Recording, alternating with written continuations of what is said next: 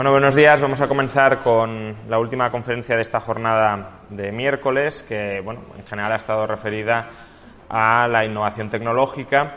Y muy ligado con la innovación tecnológica, lo vamos a ir viendo a continuación, está un debate presente en la ciencia económica desde hace más de un siglo, y es el de si el capitalismo nos conduce a una situación, a un estado final de reposo donde la tasa de ganancia es igual a cero, o una economía donde la productividad marginal del capital es igual a cero. Probablemente los dos economistas que más famosos se hayan hecho por haber defendido esta tesis sean dos personas que precisamente no se las puede calificar de amigos del capitalismo. Uno es Karl Marx y el otro es John Maynard Keynes. Para Marx, según dejó escrito en el tercer volumen del Capital, publicado en 1894, póstumamente, según Marx, y pues el refrito también que hiciera Engels en este tercer volumen, el capitalismo necesariamente conduce a una tasa de ganancia cero porque, recordad, para Marx el valor y por tanto la plusvalía solo procede de lo que él llamaba capital variable, es decir, del tiempo de trabajo socialmente necesario incorporado en la producción de mercancías. Conforme esa plusvalía se iba reinvirtiendo en la creación de más bienes de capital, es decir, de más capital constante, el volumen de capital constante no generador de valor iba aumentando en términos relativos con respecto al capital variable generador de valor. Por tanto, económicamente cada vez pesaba más el capital constante, es decir, el bien de capital que no generaba valor, y cada vez menos en términos relativos el capital variable, la mano de obra, que sí generaba valor.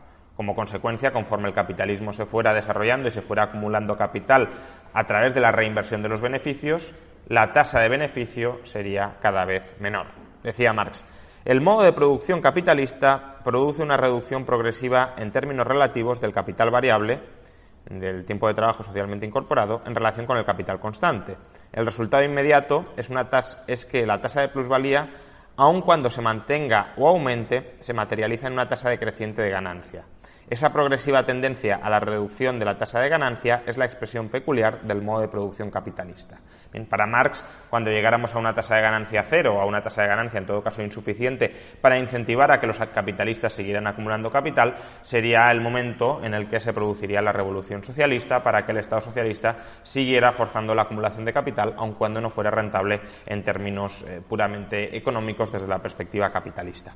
Si os fijáis, lo que Marx está diciendo dentro de una teoría del valor bastante equivocada, es que si vamos incrementando mucho el peso de los bienes de capital en la economía y no aumentamos en paralelo el volumen de mano de obra que se complementa con esos bienes de capital, inevitablemente la productividad marginal del capital tendrá que descender.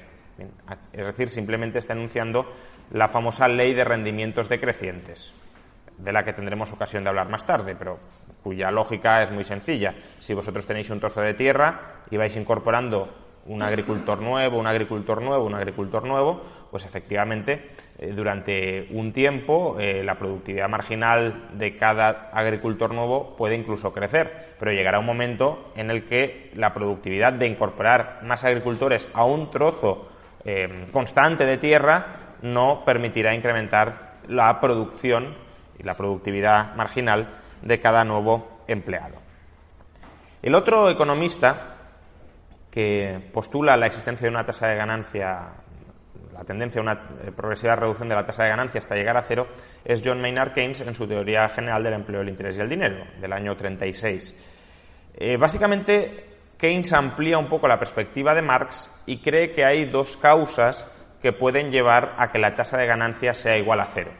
Una tasa que la podríamos vincular con la demanda final de bienes de consumo y otra con la ley de rendimientos decrecientes a la que también se ascribía Marx.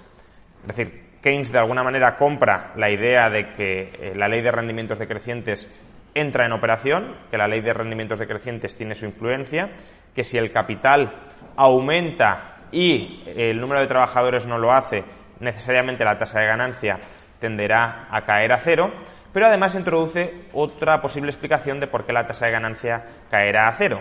y es lo que él llama su ley psicológica fundamental. ¿Qué es la ley psicológica fundamental para Keynes? La idea, la intuición de que conforme aumenta la renta, nuestro consumo aumenta en un porcentaje cada vez menor. Es decir, que cuanta más renta tenemos, más ahorramos. Lógicamente, llegaría a un punto, si esta tendencia al incremento de la renta continúa, en el que habríamos saturado todas nuestras necesidades de consumo y, por tanto, la población no querría consumir. Y en la medida en que la población ya no quiere consumir, pero sí quiere ahorrar, Keynes veía ahí un problema muy serio. ¿Por qué? Porque si los bienes de capital producen bienes de consumo y esos bienes de consumo no se venden, los ingresos derivados de esos bienes de capital adicionales serían cero. Por tanto, si la gente no quiere consumir nada, pero quiere ahorrar y por tanto invertir, no habrá inversiones rentables para abastecer esa voluntad de ahorro en la medida en que tampoco habrá consumo. Keynes, de hecho, creía que en apenas 20, 30 años, con respecto al momento en el que estaba escribiendo su obra, es decir, 1936, llegaríamos a una tasa de ganancia igual a cero, decía Keynes. Imagino que una comunidad adecuadamente administrada con recursos tecnológicos modernos y donde la población no aumente rápidamente, debería ser capaz de llevar su eficiencia marginal del capital a cero dentro de una sola generación. Si estoy en lo cierto en que resulta muy sencillo crear bienes de capital tan abundantes que lleven la tasa de ganancia a cero, con esto lograríamos librarnos de uno de los rasgos más criticables del capitalismo. Para Keynes, esta situación, en la que la tasa de ganancia habría desaparecido, era la eutanasia del rentista. Desaparecería el rentista como uno de los elementos, digamos, parasitarios del sistema económico capitalista, por cuanto, para Keynes, el rentista simplemente percibía una rentabilidad no porque prestara ninguna función económica valiosa, sino porque el capital era artificialmente escaso y gracias a esa escasez podía obtener rentas cuasi monopolísticas. Bien, esta es la teoría, es decir, hay dos grandes motivos para Keynes, para Marx solo uno, pero para Keynes los dos, y los dos son dignos de estudio, que pueden explicar por qué la tasa de ganancia es cero. Uno, que se saturen las necesidades, que desaparezcan las necesidades y por tanto la gente no quiera consumir más. Si la gente no quiere consumir más, no tiene sentido invertir más para producir más. La otra, que aunque la gente quiera consumir más, la productividad marginal del capital, de acumular más capital, caiga a cero porque no haya factores productivos complementarios que permitan que el capital siga proporcionando un rendimiento neto positivo. Bien, vamos a examinar ambos problemas. Primero, saturación. ¿Te está gustando este episodio? Hazte fan desde el botón Apoyar del podcast de Nivos. Elige tu aportación y podrás escuchar este y el resto de sus episodios extra. Además, ayudarás a su productor a seguir creando contenido con la misma pasión y dedicación.